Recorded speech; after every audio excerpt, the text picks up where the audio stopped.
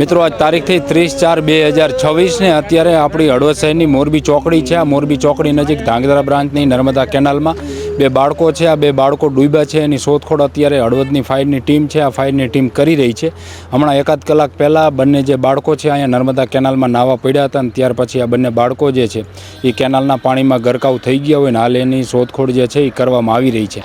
આ બંને બાળકો જે છે એ આમ તો તમિલનાડુના છે અને તેના પિતા સાથે એના પિતા ટ્રકને ચલાવતા હોય ને કર્ણાટકથી કહી રહ્યા છે પાવડર ભર્યો હતો અને અહીંયા હળવદ ખાલી કરી અને ખાલી ટ્રક જે છે એ મોરબી ટાઇલ્સ ભરવા જઈ રહ્યા હતા ત્યારે આ રોડ ઉપર જ ધાંગધ્રા બ્રાન્ચની નર્મદા કેનાલ નીકળે છે। એટલે એમને એવું થયું કે અહીંયાથી પાણી નીકળે છે તો નાહી લઈ, એટલે નાહવા માટે જે છે એ સામે તમે જોઈ રહ્યા છો ટબ પણ એક પડ્યો છે। નાહવા માટે જે છે એ આ એના પિતા અને બે બાળકોને જે છે અહીંયા પગથિયા પણ છે ત્યાં આગળ ઉતર્યા હતા અને ત્યાર પછી જે છે આ બંને બાળકો છે એ નર્મદા કેનાલમાં જે છે એ ગરકાવ થઈ ગયા છે।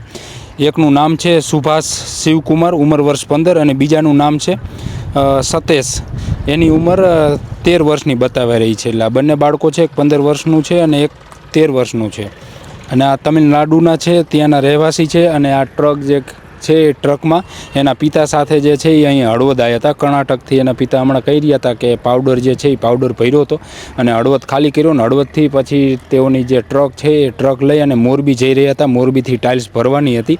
એવા સમયે મોરબી ચોકડીથી આગળ જે અહીં મોરબી રોડ ઉપર જ ધાંગધ્રા બ્રાન્ચની નર્મદા કેનાલ નીકળે છે, આ કેનાલ કાંઠે ટ્રક ઊભી રાખી અને આ બંને દીકરાને એના પિતા જે છે એ કેનાલે પગથિયા અહીંયા સામે છે એ ત્યાં આગળ નાહવા માટે કેનાલમાં ઉતર્યા હતા અને આ બંને બાળકો જે છે એનો પગ લપસ્યો કે પછી શું ઘટના બની, બંને બાળકો જે છે એ કેનાલના પાણીમાં ગરકાવ થઈ ગયા છે। હાલ એની જે કંઈ શોધખોળ છે એ શોધખોળ કરવામાં આવી રહી છે। એકાદ કલાક પહેલાંની જે આ ઘટના છે અને બંને બાળકો જે છે એ કેનાલના પાણીમાં ગરકાવ થઈ ગયા છે અને હાલ શોધખોળ જે છે એ કરવામાં આવી રહી છે। આભાર મિત્રો।